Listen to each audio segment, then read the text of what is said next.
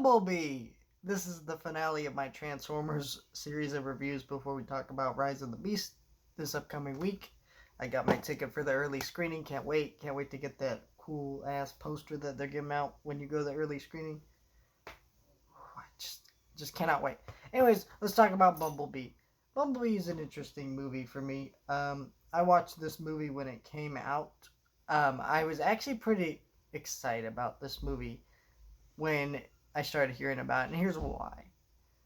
I do like the Transformers, I'm always excited for something Transformers related, even if it's not great. I didn't have a lot of faith in the Michael Bay stuff, but this was one that was not directed by Michael Bay. It was set in the 80s, but the director of this movie had me very anticipated. As soon as I heard Travis Knight was stepping off from directing Kubo and the Two Strings to do this movie, I was like, let me see what this movie is. And he didn't really add much to this movie.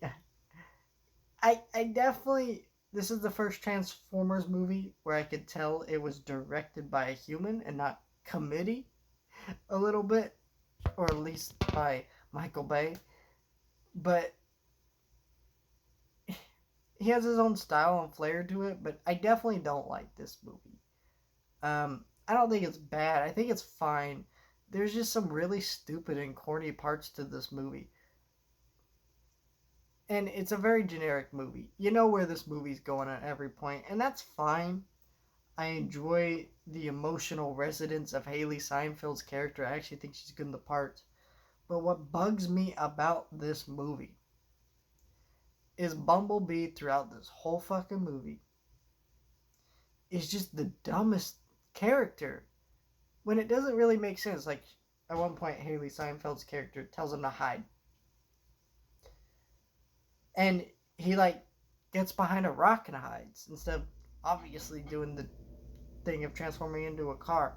I get at that point he had lost his memories and there were some things going on with him, but he's not brain dead, right? The character's not brain dead. He's not that stupid. So when you're seeing that in the movie, it's like, whoa, this character is not this stupid. And that's the main problem with this movie, is that this movie wants to do this E.T. Iron Giant story with the character of Bumblebee, when frankly that just doesn't work for this character. At least the way they use him in this movie anyways. Maybe there was a way to make this work. I honestly can't think of a way to make this work with this specific character, But, Bumblebee's really stupid in this movie for, no reason.